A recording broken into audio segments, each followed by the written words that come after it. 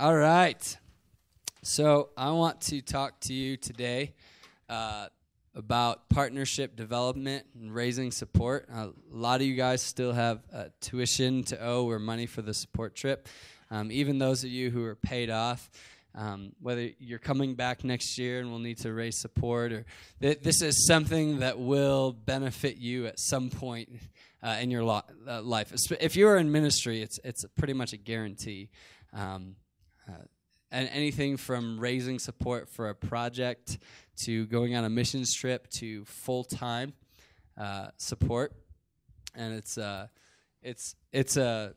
concept that's actually biblical, and you know there's lots of people that talk about Paul being a tent maker when he went to a city that couldn't afford to. Well, when Paul went to other churches that weren't hurting as much for money, they would actually support him, and it's actually in Scripture where he would raise support from, and other churches would pay for his salary for him to go work and do missions work. And so obviously this is already true of pastors and ministers, but it's actually the missionary being supported is something that's really biblical to do ministry. And we all know missionaries that live off support and raise off support. And so me and Rachel and I should say, lived off full-time support for about 9 years in Kansas City. And so I know this journey really well. I didn't just Google this stuff and then I'm just giving it to you. So this is real life to me. And there's some great things about support raising and raising your own support. Whether it be for a missions trip, for a one-time gift, or whether it be for a period of time. I think many of you should be doing this for your time here and be raising monthly support and be a little bit more free financially to do what's in your heart to do and not be stressed, on a day-to-day basis. So we raised support for, like I said, about 9 years. In a good year, we'd raise something around $30,000 a year, and sometimes more, sometimes less, and it's something that's always an ebb and flow. And so I tell you that just, to give you an idea. Like I came from a church with maybe 60 members in it. I came from a family that was all unsaved, and so I didn't have rich aunts and uncles paying my support. I didn't have a church that could pay a ton of money monthly, and I didn't have a congregation back at home. And so some of you are already thinking, well, I tried, and I want you to I don't doubt that you have tried in some ways, but let me tell you, your method and how you do support raising is the biggest determination of how much support you'll see and you'll get. What I mean by that is I believe a lot of you guys probably sent letters out and asked some people for money, and maybe you saw success, maybe you didn't. I'm telling you, it might be hard to hear, but your lack of result wasn't from God not coming through or you asking the wrong people. It was just the quality and how you asked in the presentation. And so, some of you might want to argue with me, and that's fine if you do, but that's my experience and what I've known. And I started and I did a terrible job, and I probably saw, 2 to 5% success rate of people giving me money or giving me support. And I moved to somewhere probably around 60, 70% of asking. And the people in my life didn't get better. I just got better at asking, and I got better at doing the whole process and being relational. And so I want to start with 10 things to keep in mind about the giver, and then I want to move into the actual process of how to do this. And this really is this is a big piece of it is these things to keep in mind about the giver. And I'll cover some of this in here, but the biggest thing that stops young people from raising money when they need to or raising support is that they think that people are as stingy as they are, and people hate giving money as much as they do. And it's actually not true at all. People who are older or people who have been in the Lord for a while, love to give money to young people who are doing God's work. They love to do it. And so you hate giving money to people, and you hate giving things, you especially hate giving money to things you don't care about, and you don't like people asking you for stuff, and so you put that on everyone else. And so that's why you're afraid to ask and talk to people, and the reality is people want to give their money and sow into young people who are pursuing the Lord. They really do. And what's crazy is even unbelievers want to give money to the people who know what they're doing, that have vision, that are driven and are doing the work of God. And I've had consistent and solid supporters who do not love God, who are anti-church in a lot of ways and don't like most Christians, and they still supported us.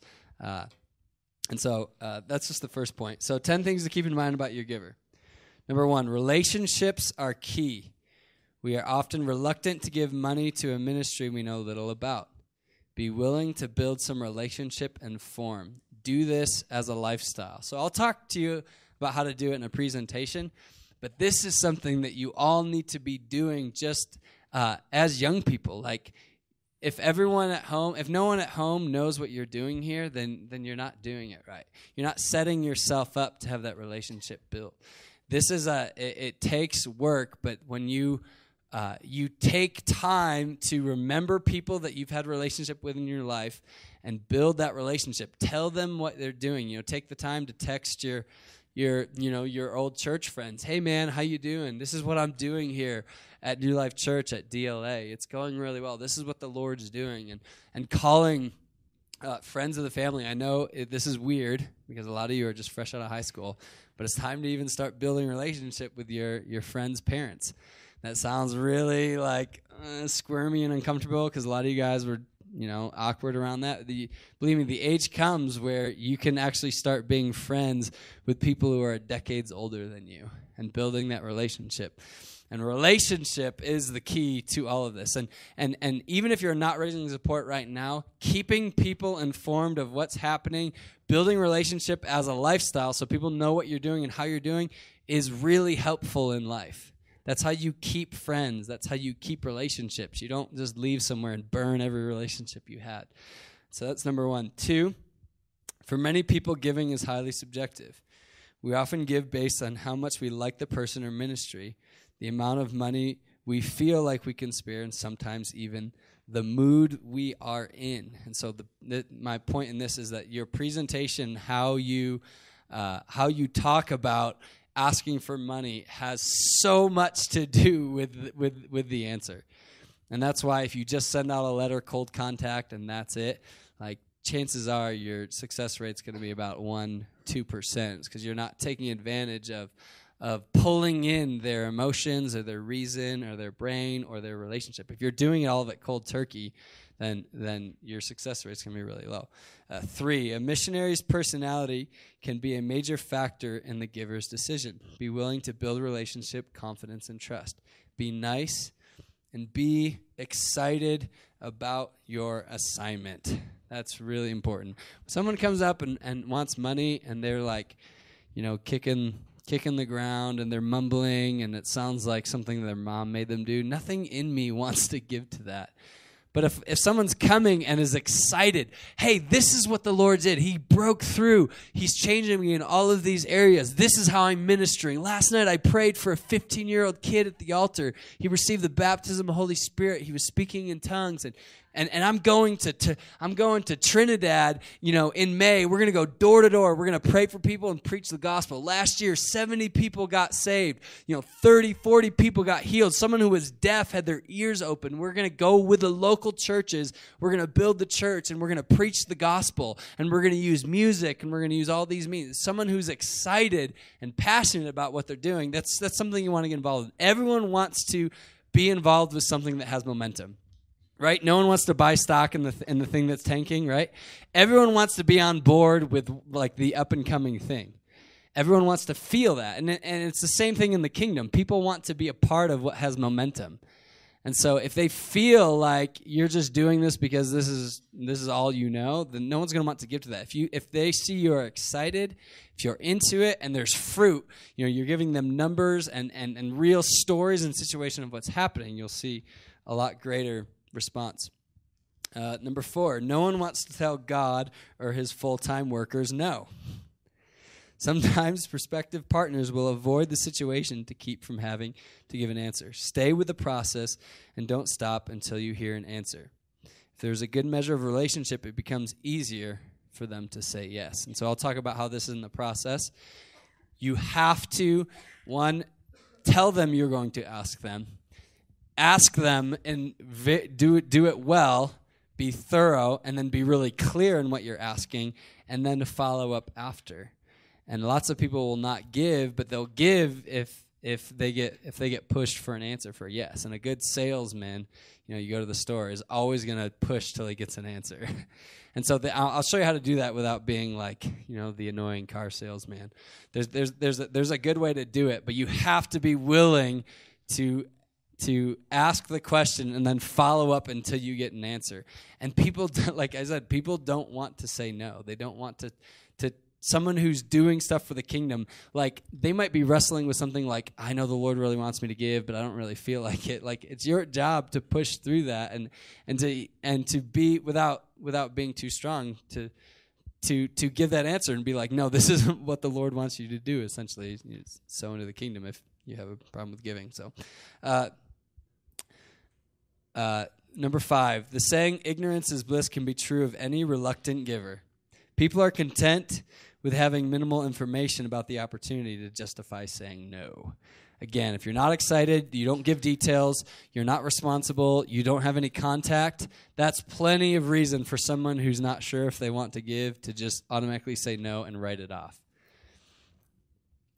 Number 6, accountability is lacking in most of our giving. We are rarely accountable to anyone but ourselves for our giving decisions.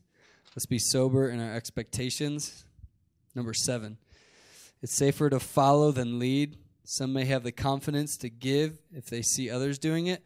Let people see God is building a team for your ministry. Share stories. So this is really important when you talk to people, not as much in the letters, but say, hey, if it's someone like like if Mr. Smith knows Mr. Dean and Mr.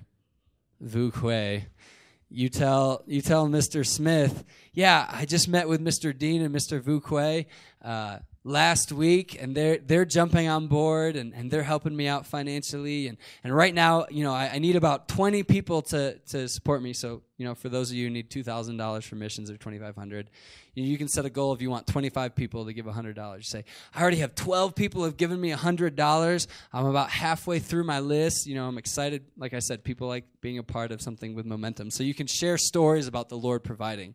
Like if it sounds like someone that all your doors are shutting, like if you raise support and be like, I don't have any money and no one's giving and everything's going horribly and everything's breaking, they're thinking, maybe you're not in God's will. Like maybe I don't want to give to this. If there's some like, no, the Lord's moving, the Lord's provided. Here's an awesome way, like Rico can tell the story about, how he just shared about his need at a home study and someone wrote a check for a couple $100 or whatever, share stories about what the Lord's doing. Number 8, none of us like to be treated like an ATM machine. Amen. All the men say amen. Your prospective partner has much more to offer than money. Now, this is important, and this is also what, helps you think through everything I said. Even though the main point in what you're doing might be to raise the funding, the first point of the relationship being key is so important. People that you bring in the loop and that you ask can be people that will be friends, that will be prayer partners, that will be support for the rest of your life. And there's people that said no to us giving, and then we continued to build the relationship and tell them what they were doing. They didn't give money for years and years and years. And then suddenly a need would come along, and they would give a ton of money. And so that happened with our adoption. Adoptions are crazy expensive. We had to raise $45,000 We paid over $50,000, but we raised $45,000, and no gift was over $1,000. Every gift, that's how many people gave like a little amount.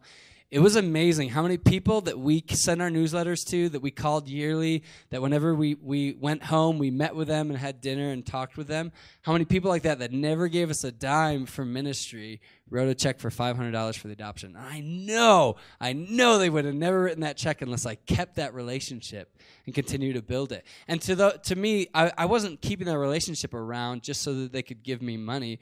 I was keeping them around so that I would have that support and that friendship. And a lot of people don't feel that because they haven't taken the time to build it. And if you start now, and a lot of you people want to be in full-time ministry, if you start now, you will have contacts all over the nation, and you never even know. That might be the next church you work out. That might look like a job. That might look like money in a situation. That might look like a car, or that might look like you providing for them, when they need it. That's just the body of Christ being the body of Christ. But it takes real work on your part to do that. It's not magical like the body of Christ, and built like those relationships aren't magical. It takes work, and it takes doing it well. So. Number 9, sometimes people are skeptical about ministries asking for money. Do not give false impressions about what their giving will accomplish. You need to be honest. Speak openly, cast vision, and don't feel the need to be sensational. What does that mean? It means if you give $1,000, I guarantee you 1,000 souls will be saved. There are people that go with the hypey approach of just huge numbers and, talking about like, these are all the numbers of what New Life Church does as a ministry. And if you give, that's what you're giving to. Because you're not really being honest with that. A better approach is talking about what you do, being vulnerable, and real circumstances and real stories of what you'll be doing. And so if you just give a little bit of information, people will be skeptical. If you give hypey information, people will be skeptical. If you're real and honest, then people will, the skepticism will leave. Number 10, we are not motivated by financial need or hardship, but we are motivated by vision. This is a big one. If you just focus on how you are broke as a joke and that you're eating ramen and your car's broken down and you're just telling a big sob story, then they're going to feel like they're giving money to a panhandler. If you're giving to someone with vision, if you say, hey, I'm here, at DLA for another 2 years. The Lord is teaching me about worship and prayer and ministry, and I'm getting to minister at the same time. In 2 years, this is where I believe I'll be at, in the Lord, and you're telling people what you're going to be doing, and you have vision for your life, guys. That makes such a huge difference. Like a 19-year-old who has vision for who they are, people want to get behind that. But if it's a sob story, begging for money without any vision, no one wants to give to that. They want to give to someone with vision. And so let's move to the actual 7-step process, partnership development.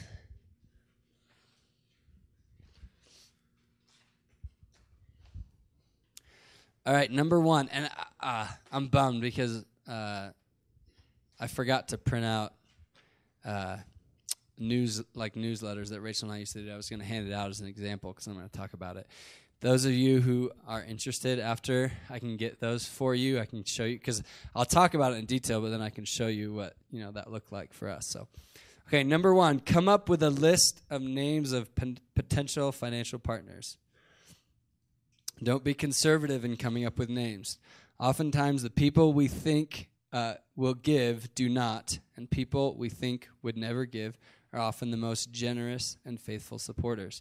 I would say 25% of our annual support came from people my age. And the first year, I didn't ask anyone who was in my age department. I started when I was like 18, 19. Not one person. Every person I asked was old. Because I had an idea.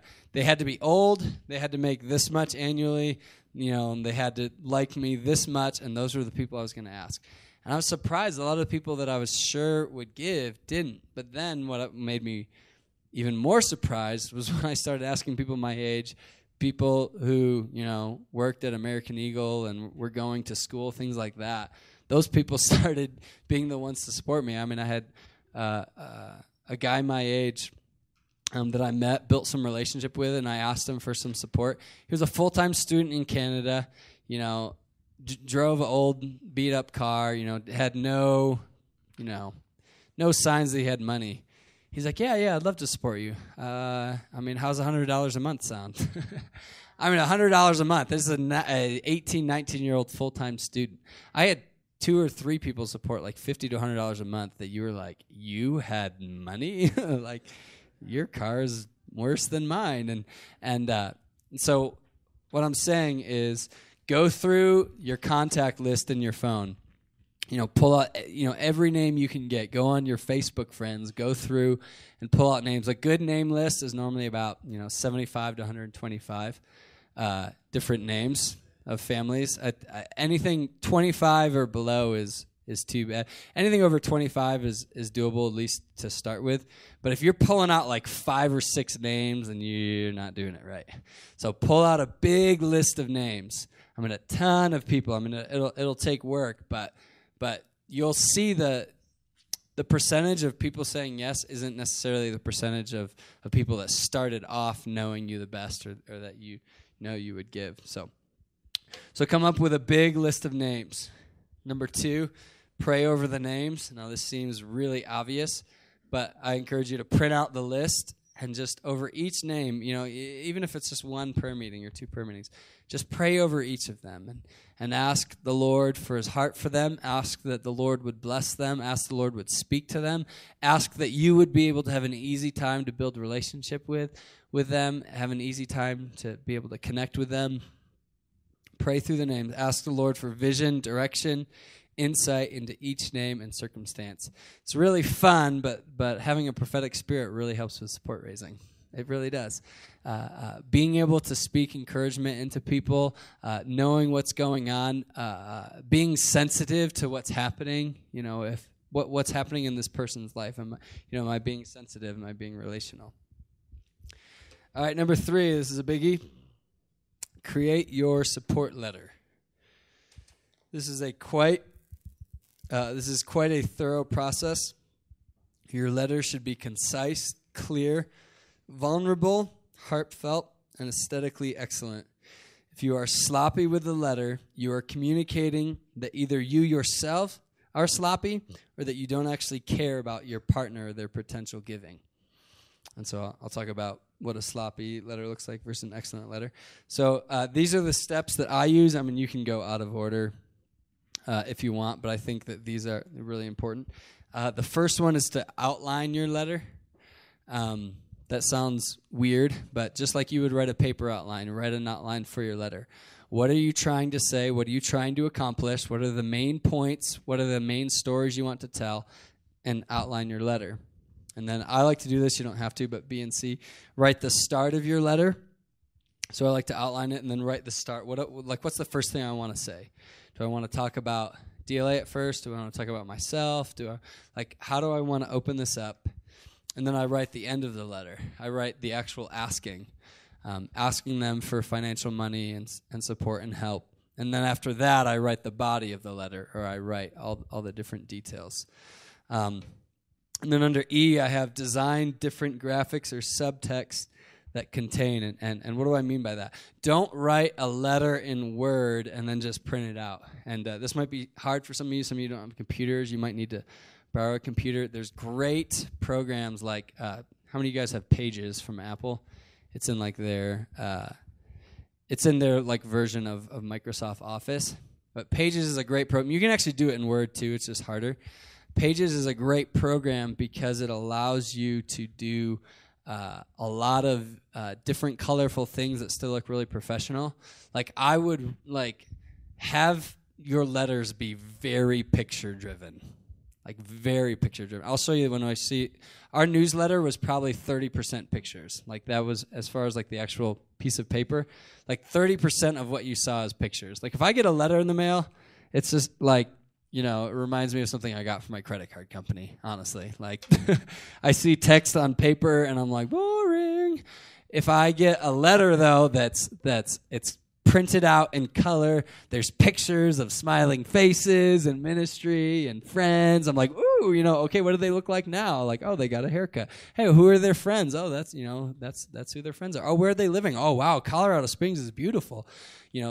Those things will grab people right off the bat. So I would have it really picture driven, like 30% picture driven. And then this is really important. And so your letter can be a couple pages long to fit all this stuff, but there's a lot of stuff to really include excellence and vision. I said have excellence and vision. That's more than just being excited and having a few sentences to say. All this stuff that I'm writing will communicate that you are focused, you are driven, that you're not going to be sloppy with their money if they give it. You're an excellent young man and woman. So the first one is your weekly schedule, and this is for those of you who are looking to raise support on a monthly basis. If not, this looks like if it's a missions trip like Tobago, like getting a rough draft of what the daily schedule will look like on the trip. And so you start off with a letter, and there's lots of, the picture on the top, on the bottom. On the side, you put a little bubble column, that's maybe in red, and then have a header on it, my weekly schedule. And then it has, Monday, Tuesday, Wednesday, Thursday. What does your Monday, Tuesday, Wednesday, Thursday look like? And you just include your DLA schedule. And then include your own personal time. If you wake up at 7 a.m. on certain days to have your God time, put that on there. Put on any of those different things, but just have this little bubble column that has your schedule. That communicates so much. Like you could take 5 pages to talk about what you do. It'll probably communicate just as much as them just looking at a concise, clean little bubble that has your weekly schedule. Really helpful. Number 2, write one that has your monthly budget. Again, do like a little bubble thing, or you can do a column at the bottom, or however you want to format it. But this is really, really important. This is probably more important than your schedule, because they want to see where your money's going. It's also helpful to see really how little money you need. If you write out, this is what I need. I need $50 for car insurance. I need $75 for my cell phone bill. I need $200 for gas. Probably don't need $200 for gas. Some people might need $200 for gas. I need, $75 for McDonald's food. I need $50 for books, and you can be you can include a going out to eat budget. At first, when I was raising support, I wanted to convince people that every single dime they spent went to the gospel. Not a dime was wasted. Rachel and I have never seen a movie together. We go out to eat once a year when we're given a gift card. It's just that idea. And I learned that supporters actually like to bless us. I would find out sometimes we'd have a need and it'd be hard to raise money, but then other times people would be like, hey, here's an extra $75, go out to a really nice steakhouse, or hey, here's $100, go to the amusement park and go on a date. That would happen frequently. And then I really learned I did this one presentation where I was super serious. I was pretty young, and there's so do you do anything for fun? They just asked me, are you a total stiff, or do you ever have any fun? And so I really learned that it's okay to ask for some fun stuff. It's okay to have an entertainment budget, or to have a day off budget, or a fun budget, or whatever it is, and include that in there. You don't have to feel bad. But just like the schedule shows that you are excellent with your time, a budget will show that you are excellent with your money. And that's even more important, because they don't want, your money being wasted. And so they see that, you're living on a simple budget, you're on a limited budget, and a little bit of money goes a long way to really help. This works really well too for, a breakdown of, how much money you need for a missions trip or something like that. So I'm going to get through all of this. If you can write down your questions, mostly just for the video, because we're going to put this on the website for people that are raising support before they come to DLA. Hi, people on the website watching. So if you want to write down your questions, we'll do just a time at the end and go through all the questions at once.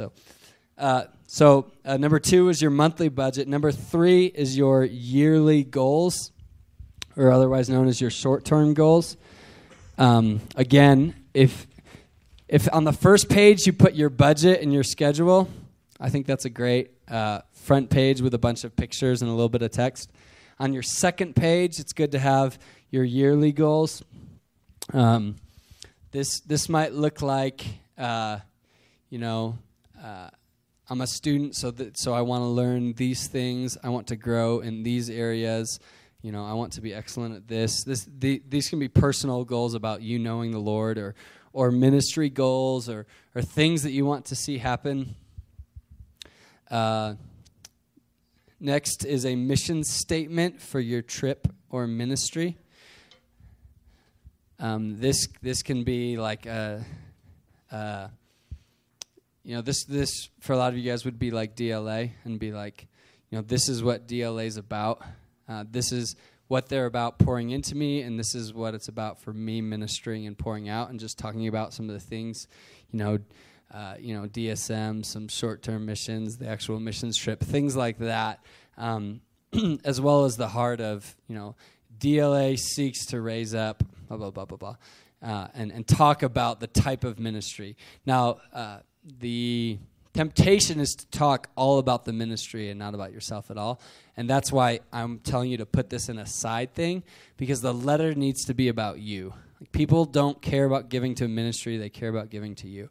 And when I started at IHOP, I wanted everyone to know how cool IHOP was. And, some people cared, but not very many. Like, people didn't want to give to IHOP. If they wanted to, they would have gone onto the IHOP website and given. They wanted to give to us. They wanted to because they believed in us and they liked us, and they wanted to give to that. And so you want to include what the ministry is and what it does, but you don't want that to be the main focus. Next would be a calendar of important events. So that would look like, big dates. And so, if you were sending out a letter, that would look like, these are my class dates. This is the day. These are the dates of our retreat. This is the dates of the missions trip. These are the dates of tour. Just kind of key dates, because you already gave them what your weekly schedule looks like. So now you have some kind of big events. And so, we would always put that on our calendar. We would add when our birthday was on there, or our anniversary, or trip dates. If we were doing ministry trips, we'd have that in a little side column on the side. And so those are.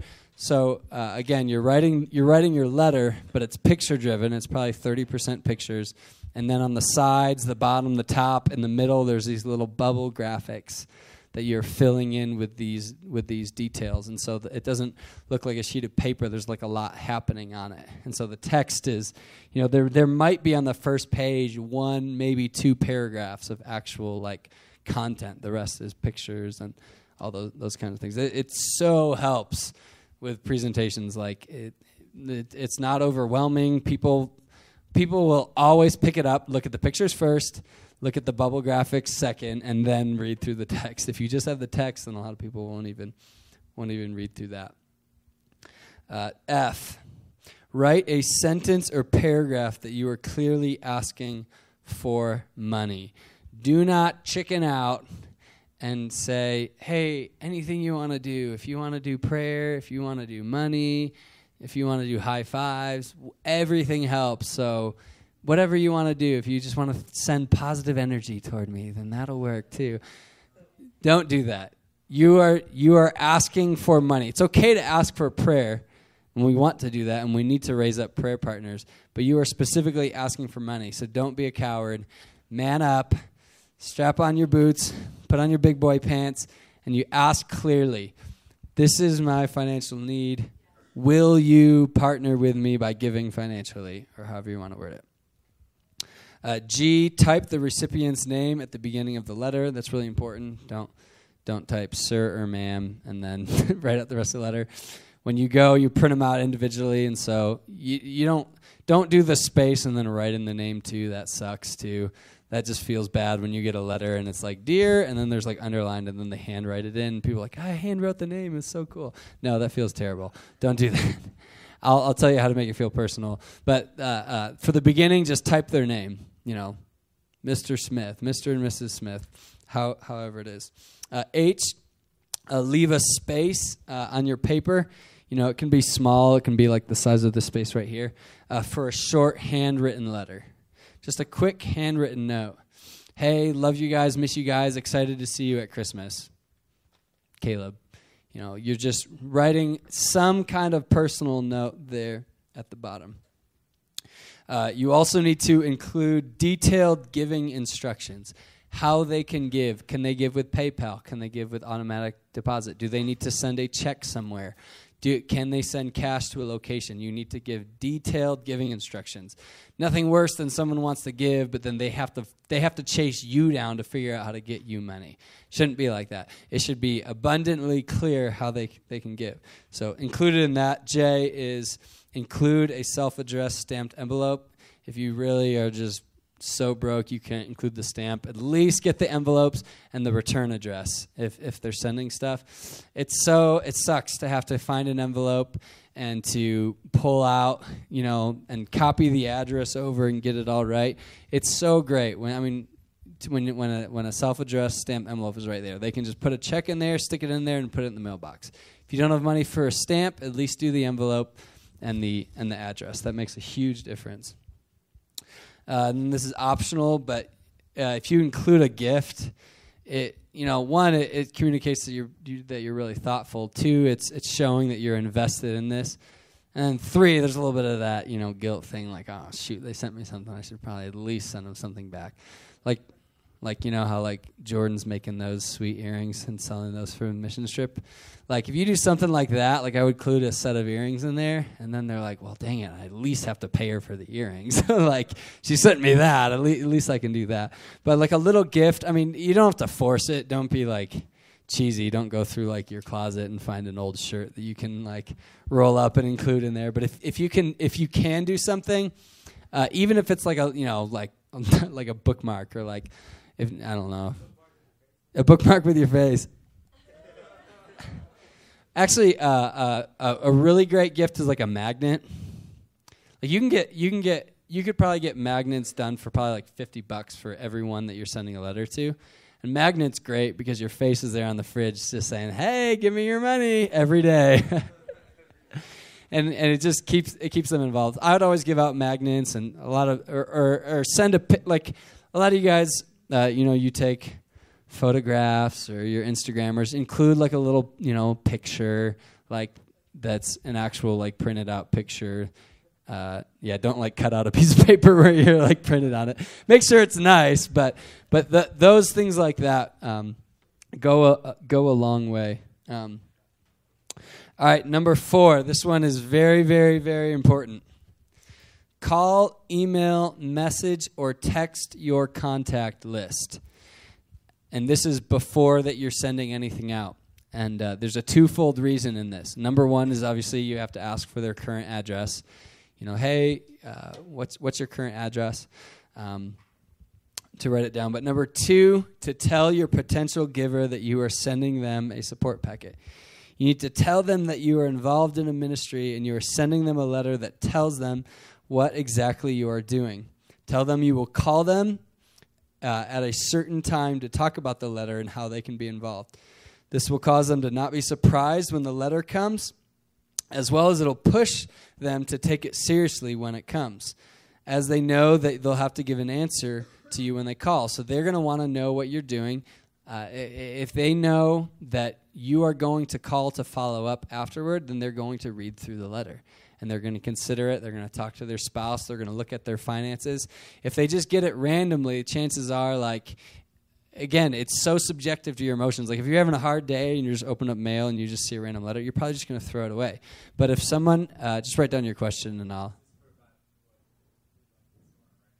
Yeah, I know. I still want to just get through it all, and then so write it down, and then we'll jump back into those things. So make sure you write it down. Oh, you'll forget it. But if you get it in the moment, you're emotional, you just kind of put the letter aside. But if Jordan calls me and Jordan's like, "Hey, I'm sending you something, and I'm going to call you in a week after," then I'm going to get the letter and read through it and take it seriously. So not being surprised by it's a big deal, and knowing that you're going to follow up. And so that's a must. Don't send someone a letter cold turkey. Don't just have it land in the mail. If you've done that, then do another one. This time, like if you already did a bad letter, if I'm doing all this stuff and you're like, crap, I did everything wrong and I did nothing right.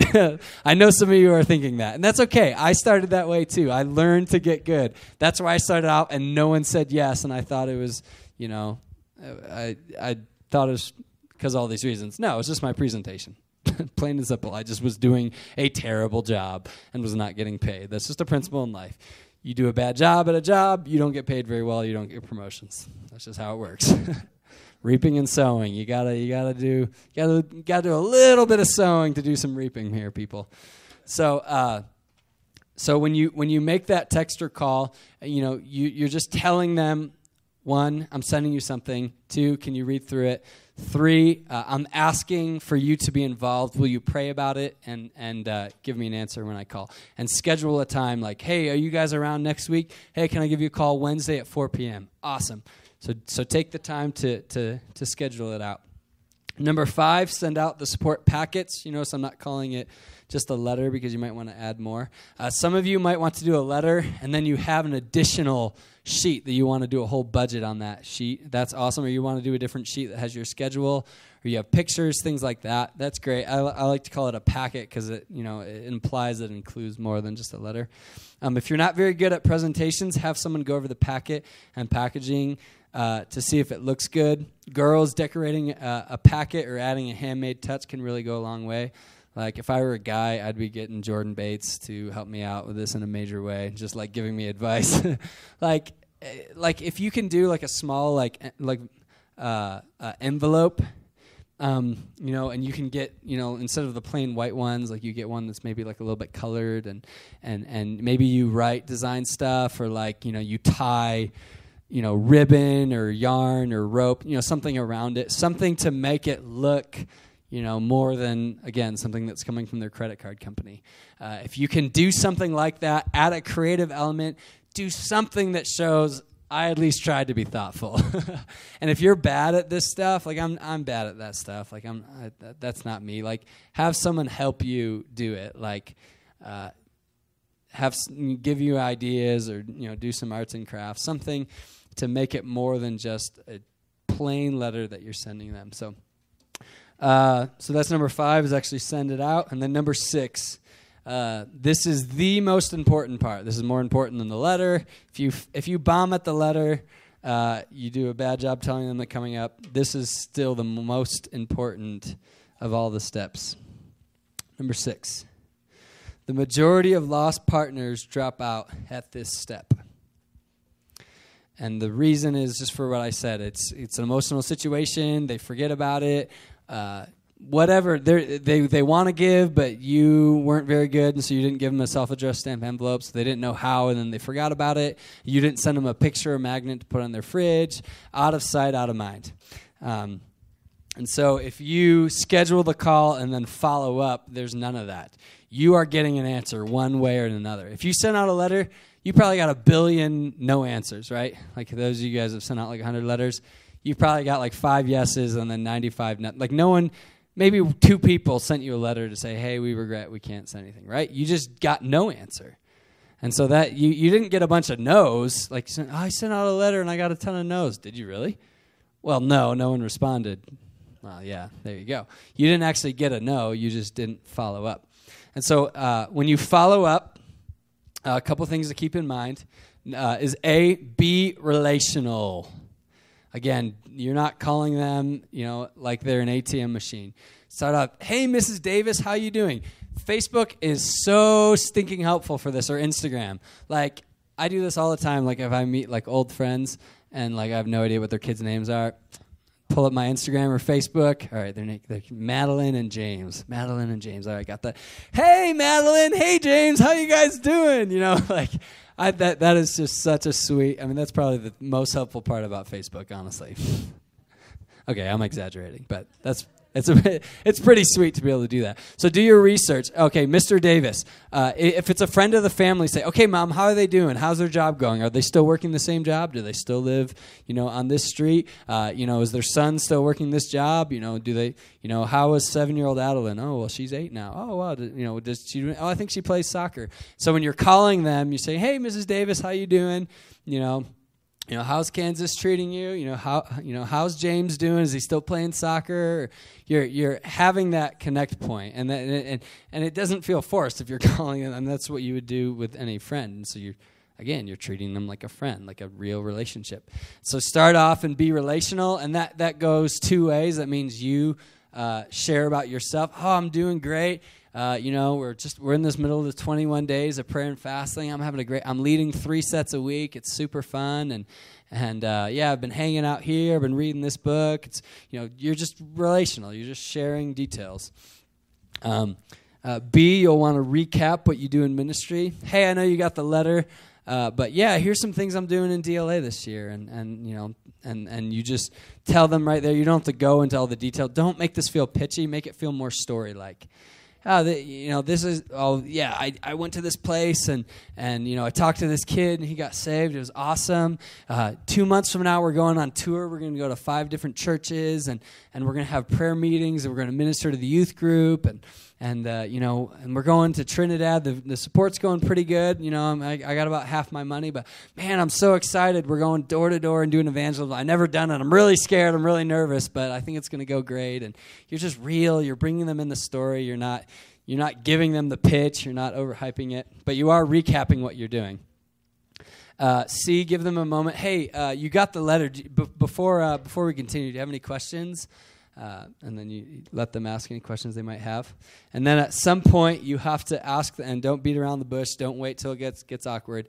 They know it's coming at this point. All right, you told them you're sending money for support. In the letter, you asked for support, and you set it up. So at this point, you're having the conversation. They know what they're going to say. And so, hopefully more times than not, the answer is yes. And then, you got the letter. Thanks for reading through that and praying through that. Are you going to be able to give me a gift or be able to support me monthly? Let them answer, yes or no.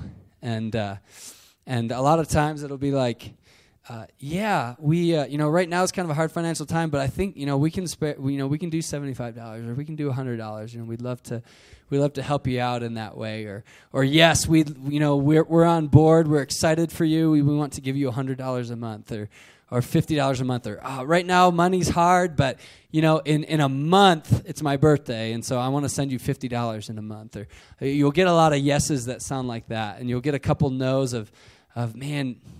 Right now, I love what you're doing, but right now it's just a tough time. I think we're going to have to say no. And in both situations, the next step, E, make sure that you are gracious and thankful.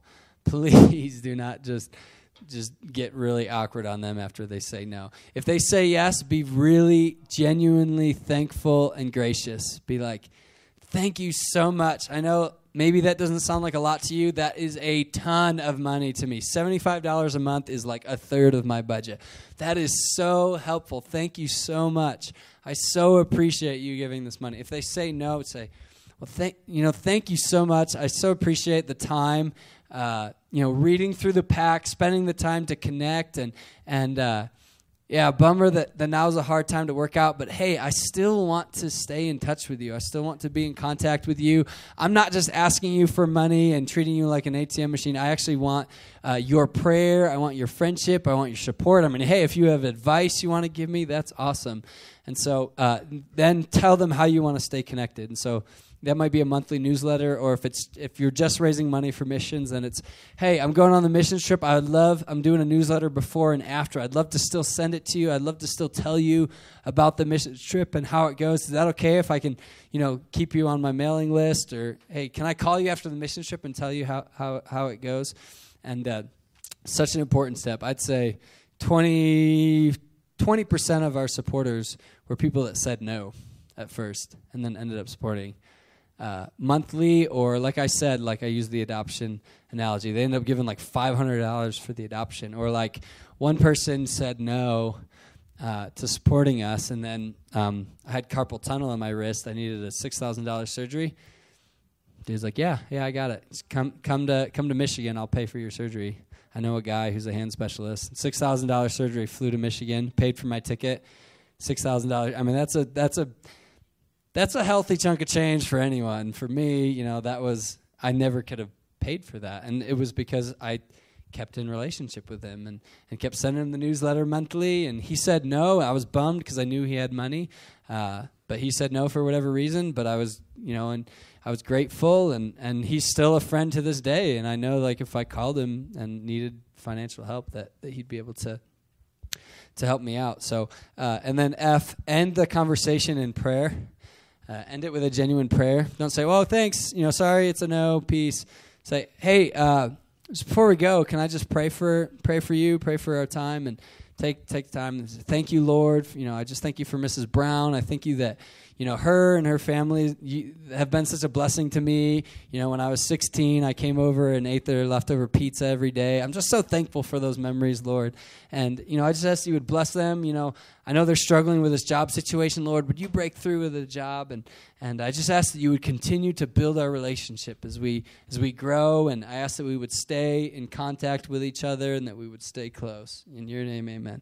And you just amen. And then hang up.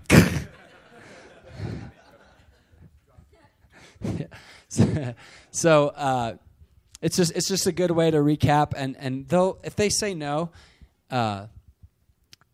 if you end it like that, then it's not going to be awkward next time you talk to them. Like if it ends and you're kind of weird and they're kind of weird, then you guys will always have that weird thing where like, oh hi, oh hey, where like they know like they didn't give and you're mad and that they didn't give and you acted like a tool, and so they're going to that awkwardness will last. You can just disarm it right there. Be thankful, pray for him, boom. And the awkwardness is done. I promise you, it'll be fine after that. And I'm not going to lie. There's going to be a few awkward ones. I think it starts kind of awkward, and then you get really natural at it, and it's kind of fun. Like, I mean, the first time, like, someone says yes, they're like, yeah, we prayed about it. We want to sow into this. This is awesome. You leave, like, pumped up. You're like, yeah, I got money. I did a good job. God's taking care of me. Yeah, you're just, like, pumped. And then you get one that's, like, really awkward. Like, someone says something weird, or they behave really weird, or it's a friend, and they just aren't acting themselves, and you just kind of like, just forget about it, move on. Awkward will happen. Those scenarios will happen. But if you ask and, you do all this well, you have nothing to lose. You're not going to burn any relationship. An old person who can't give money to give is going to love that you took time to do a good job presenting yourself. At the worst, like if you were kind of a snot in high school or junior high and you knew them, at the worst they're like, oh wow, Johnny really turned his life around. Like I knew Nate when he was 16, and I was like, that kid is never going to do anything with his life. And wow, he's really impressive. So that's like at the worst, like at least they're like impressed with you and like, oh wow, like they're doing well. Like it's nothing negative is gonna come back on you, and this really is normal. Don't forget, like, the Lord is involved in the whole process and is taking care of you. He's just waiting for you to step out. Right now, it's not that the Lord hasn't come through or provided.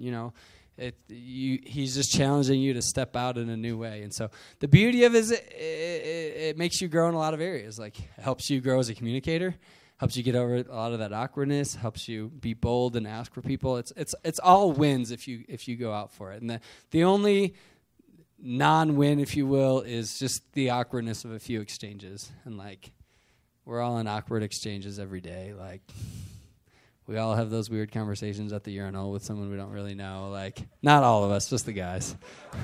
I hope the girls aren't having those exchanges. That would be super awkward and a little bit harder to shake off than just a couple seconds. Anyway, on that note, let's just quickly go over the do's and don'ts of partnership development. A lot of this is what I covered, but this is just a helpful list to look over and be like, oh, yeah, I need to not be a tool. Number 1, remember, people give to people. It's a two-way street. You have to be relational with them. You have to be open about yourself, and then you have to connect with them like they're a person. 2, giving requires asking and maybe asking repeatedly. So you might have to ask multiple times. Say thank you well and often. Ingratitude is a partnership killer. Number 4, be sure to nurture supportive relationships. I mean, really, like, whether they give or not, the people that are really going out of the way and they're genuinely communicating support and love, like, keep in contact with them at least a couple times a year. 5, remember the purpose of a phone call. Don't just babble on. Don't let it get awkward through long pauses. Like, keep it relational, but keep it focused at the same time. Number 6, always follow through. Number 7, be persistent with the process. Stick with the plan, which we talked about. 8, always be prepared. 9, think through every meeting before you go or phone call. Think about who you're talking to. Just don't just do it, when you just came out of something, you came out of something that required a lot of thought and you're distracted. Be there in your mind when it happens. 10, develop rapport with your partners. 11, what's internal must be made verbal. Learn to communicate what the Lord has put in you. This is some of you girls and a lot of you guys. It's really awkward to talk about your heart. It's really awkward to get out what the Lord's doing. Some of you feel that with your family. So much is happening, but for some reason you just can't tell your dad, what's happening in your heart. There's that wall. You guys got to learn to get through that and bust through that. You have to learn how to be able to talk about your heart and what the Lord's doing. And it helps you in marriage too, guys, so you might as well get over it now. 12, ask for what you want, not what you think they can or will give. Don't be ashamed. Don't say, hey, I'm just looking for a one-time gift of $5. Ask for what you need. Don't just ask for what you think they'll give because you think they're poor or not. When you ask for partnership, ask and then wait for a reply. 14, only ask for one thing at a time. Don't lump several things together in one request. 15, be faithful with all of your follow-ups. That means support letters after, newsletters, consistent contact. 16, always have a grateful heart. 17, schedule your time and communicate that clearly. Awesome. Let's do a couple questions.